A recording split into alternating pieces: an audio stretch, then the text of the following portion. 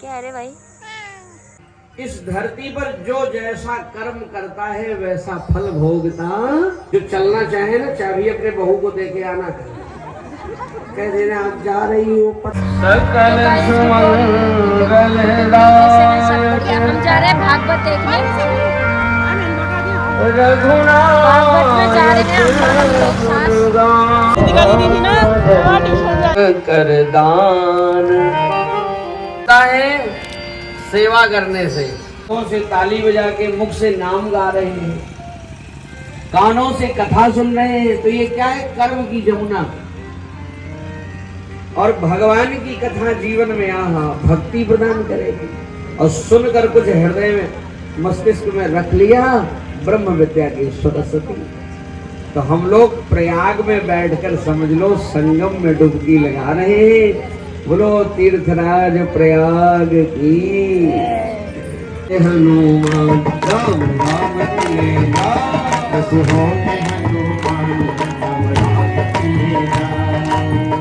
सुबह शाम आठों याम यही नाम लिए जा, राम राम किए जा।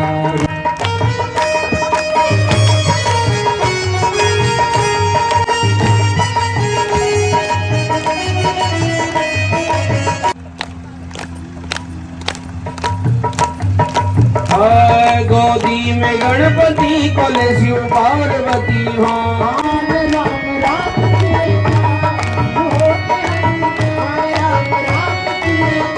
राम राम किए जा।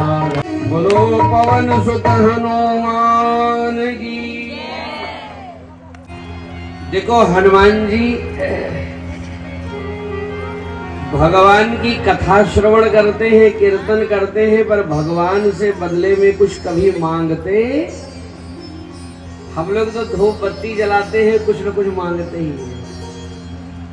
मंदिर जाते हैं चौखट पे तो कुछ न कुछ तो मांगते ही हैं। पर हनुमान जी कभी कुछ मांगते नहीं हैं। जब भगवान राम राजा बने तो एक दिन हनुमान जी से कहा, देखो विभीषण को राजा का पद दिया, सुग्रीव को राजा का पद दिया, तुमने बड़ी सेवा किया है। जामवंत को मंत्री का पद दिया, हनुमान जी तुम भी कोई पद ले लो, मैं थोड़ा ऋणी हूं, उऋण हो जाऊं।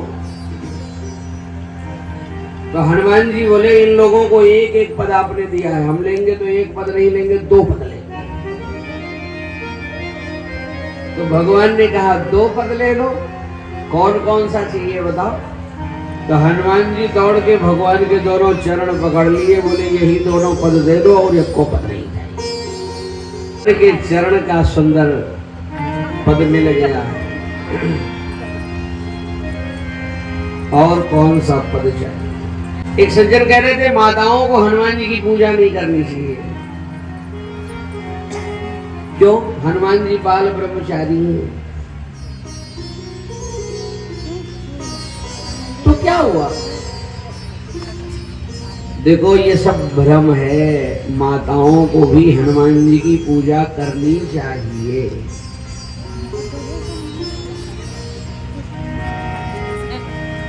एक दो काम नहीं करना चाहिए।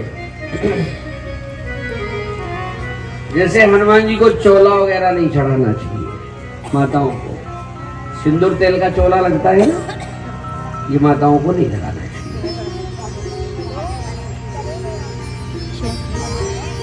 और एक काम और करना चाहिए। देखो मंदिर में मूर्ति किसी को नहीं छूना चाहिए, चाहे स्त्री हो चाहे पुरुष हो। नियम तो ये है। दूसरा काम क्या नहीं करना चाहिए? हनुमान जी के मुंह में पेड़ा वड़ा नहीं चिपकाना चाहिए। कई माताएं बजरंगबली के मुंह में पेड़ा चिपका देती, लड्डू ठूस देती। और दूसरी माता की पहुंचती है तो उनका लड्डू पेड़ा छुड़ा के फेंक देती, फिर अपना चिपका देती, ठूस देती।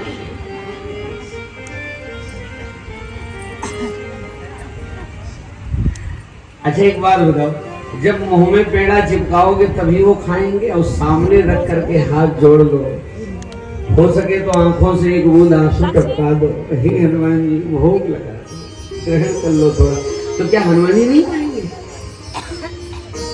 भावग्राही जनार्दना, शास्त्र कहते हैं भगवान आपके भाव को ग्रहण करते हैं। जैसे भंवरा पुष्प के सुगंध को ग्रहण करता है ना, पराग को। एक सज्जन कह रहे थे भगवान को भोग लगाते हो तो थाली में कम नहीं होता है। पति का प्यार जीवन में हो और गहने कम मिले, कपड़े कम मिले, 4 सब्जी नहीं 1 सब्जी में काम चल जाएगा, पर पति का प्रेम स्नेह तो जीवन में हो।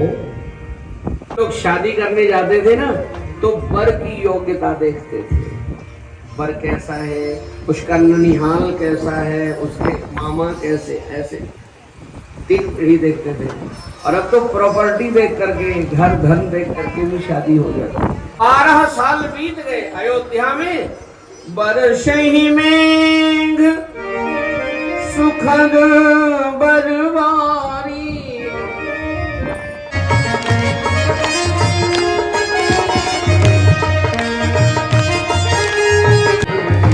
अधम अपावन सब नर नारी।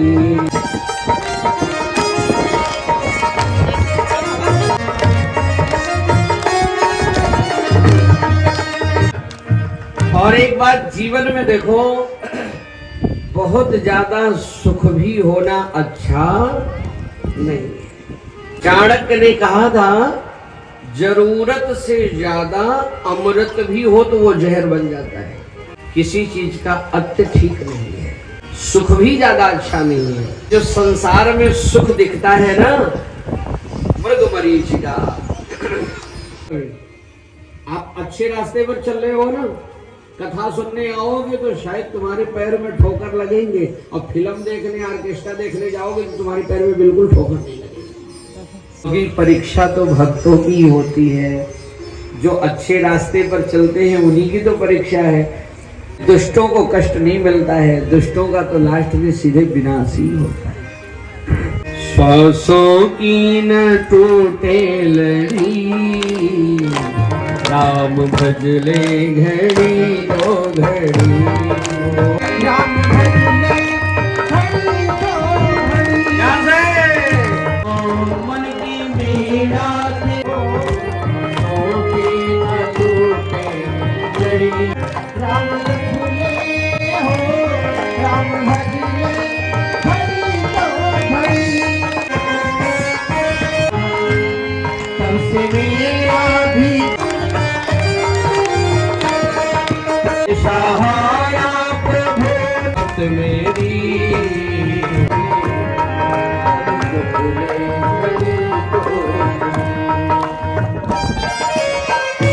अरे भाई ऐसा कुछ करके जाओ कि तुम्हारे अच्छाइयों को याद करके और तुम्हें लोग आशीर्वाद दें, तुम्हारे बुराइयों को याद कर करके तुम्हें गाली न दे जाने का। अच्छा सच बताइए, कल जब यहाँ विमान उतरेगा दिन में 12 बजे तो आप में से कितने लोग चल देंगे विमान में बैठ के?